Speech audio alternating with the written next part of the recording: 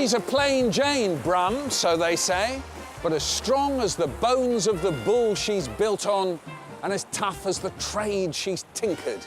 Hello, that's the opening verse of My Lady Brum by Penny Harper, praising this city that's transformed itself in recent years.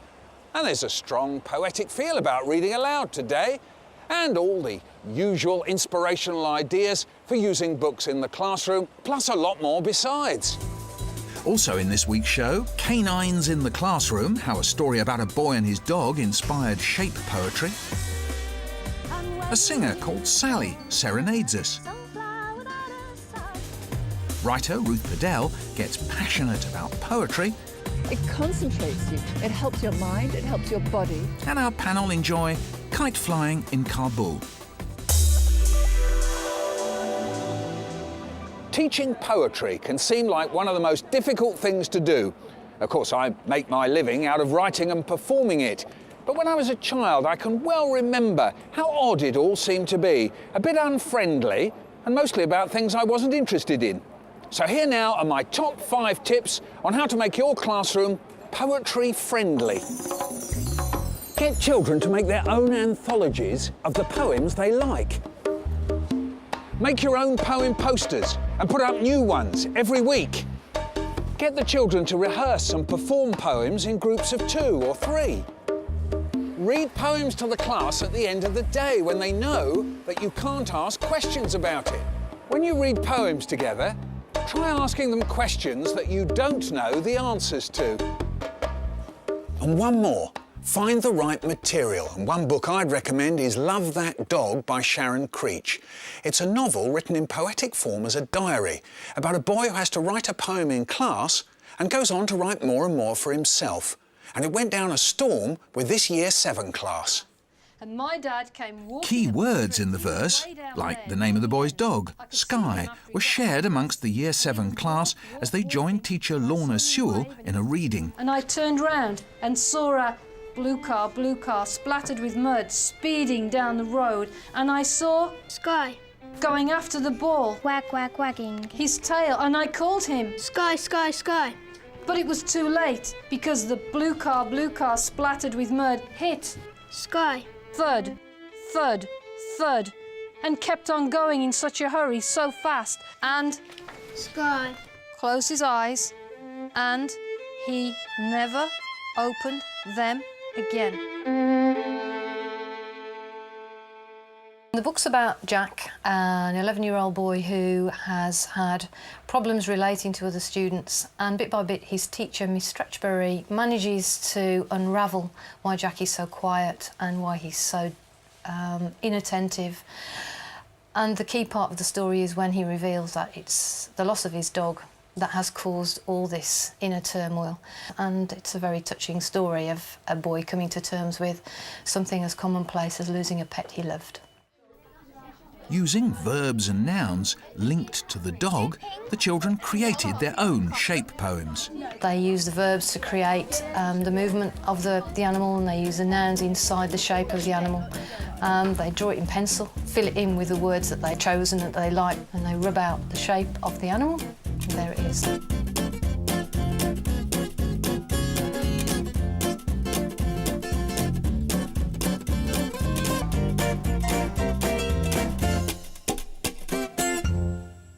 And you used role play with the children. How did that go?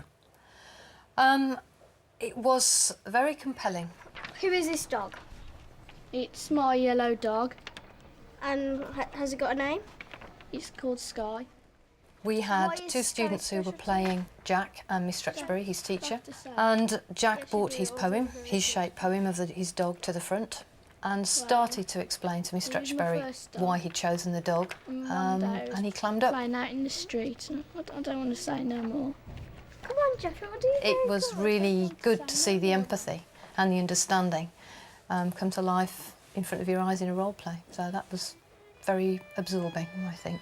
It was sad how the dog passed away, and it was because it does happen like that. Our dog was kind of like that dog. When the story of Kim and my dog comes up, then I do get a little bit emotional sometimes. ran away and we heard it got hit by a car later. And it died. So I feel sorry for Jack.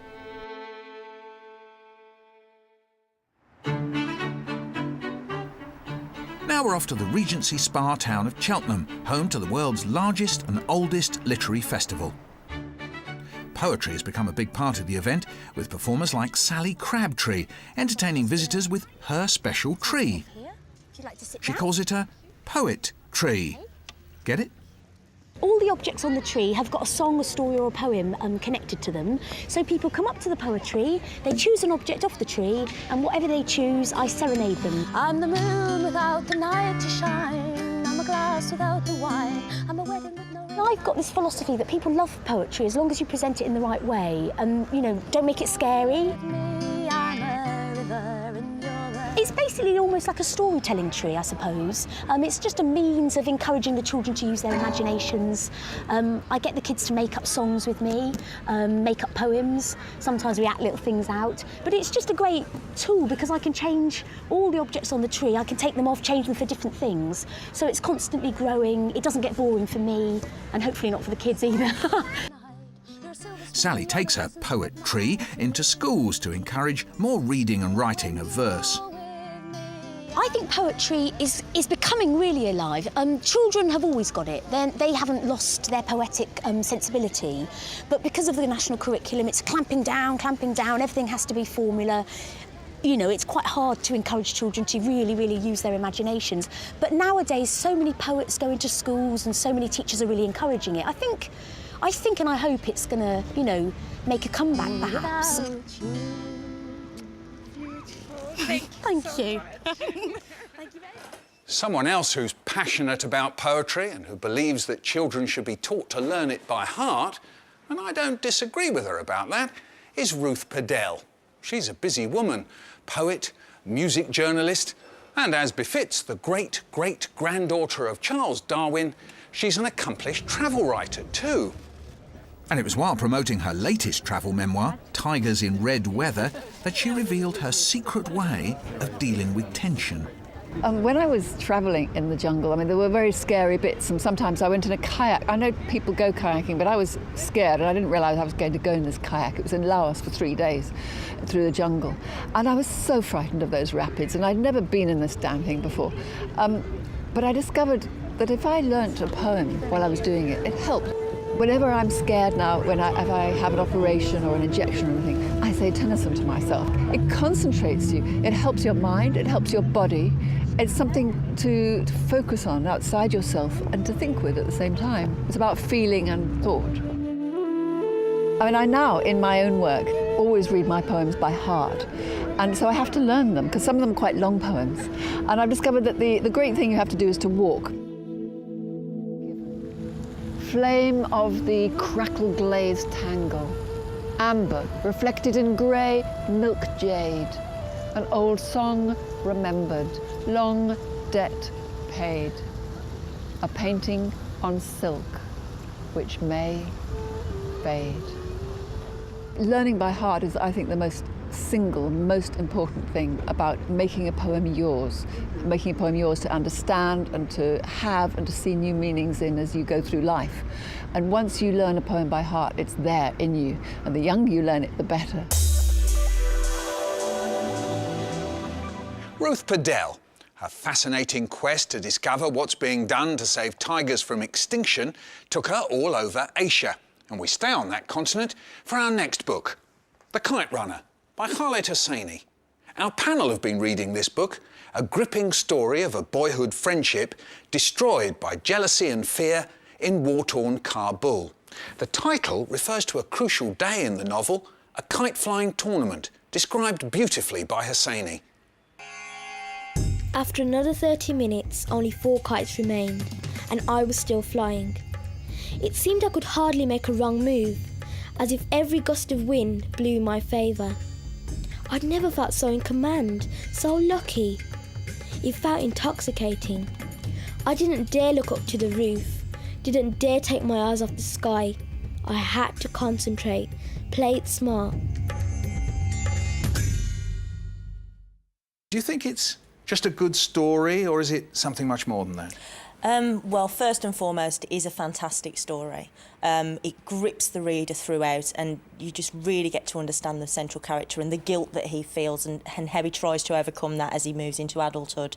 Of course, there are a lot of background details about Afghanistan and the war at the time, and how that impacts on the main character's life. Yes, the setting for the story is just to the point before the Russian invasion. Yes. And we go through to the time of the Taliban. So this is a time of tremendous upheaval in Afghanistan, and this is important to the book, isn't it, Gali? Well, yes, obviously it's a time of upheaval, but it's kind of a reflection of what's going on in Amir's life, as it were. There's a lot of upheaval in his life, and then how he copes with A, losing his country, and B, how he's kind of almost losing his best friend. Now, guilt's a driving force in the story, isn't it, Julia? Well, yes. I mean, the story, in a sense, the plot is predicated on the guilt that he feels when he lets his friend get into a situation and doesn't offer him any support. But actually, there are loads of other guilts. I mean, he feels guilty that his father doesn't love him because his mother died when he was born, and so he blames himself. There's a lot of guilt he feels, which we know when we get to the end of the book, about him having left Afghanistan at all and becoming completely westernised. I thought that was too much guilt. Too much guilt, Definitely, I think. I mean, we've got to remember this is Hosseini's first novel, and it's fantastic. Yes. I've got to say, as a book, it's fantastic. But he does love to pull the heartstrings. I mean, the book starts to get a little bit dull, and then all of a sudden, bam, you're in the middle of something that you didn't expect to be happening. But it's constantly shocking you, isn't it? And I really enjoyed that, and I enjoyed the emotional ride that it took me on. It was compelling. It made me want to know what was going to happen. And when I made predictions, and some of the predictions I made were right about what was going to happen, he did it in such a way that it was still shocking how he'd approached it. Is it a book you think we could use with school students of what sort of age, would you say, Stacey? It's interesting you said that, actually, because I did a book review on our school site earlier today about this text, and I put down 15+, because I think there are some events in there that are quite disturbing to read. But I think that it's well worth recommending to sort of GCSE or A-level students to read in their own time, certainly. Gali, you've worked with young people. What sort of age do you think would take to this book? I'm not sure I'd read this to my 8-year-old when I'm putting him to bed or anything. No. I think possibly kind of as a GCSE text where where children are old enough to understand that life isn't just all smooth and sweets and roses. It's a very good study of childhood and the tensions within childhood, and I think for 14+, though it is very violent, I think for 14, 15+, just as a way of looking at childhood and looking at the dynamics of childhood, it would be a fantastically good book to read. Now, we've heard that the film rights have been sold on The Kite Runner, so I'm thinking ahead to the film posters. What do we reckon is going to be the tagline next to The Kite Runner? What's it going to be? Possibly something like, "How high does your friendship fly?" Hey, I like it. That's nearly it from Reading Aloud. Just time to return to poetry. This one always makes me smile. It's by Spike Milligan and it's called Silly Poem. Said Hamlet to Ophelia, "I'll draw a sketch of thee. Which pencil shall I use? 2B or not 2B? Bye."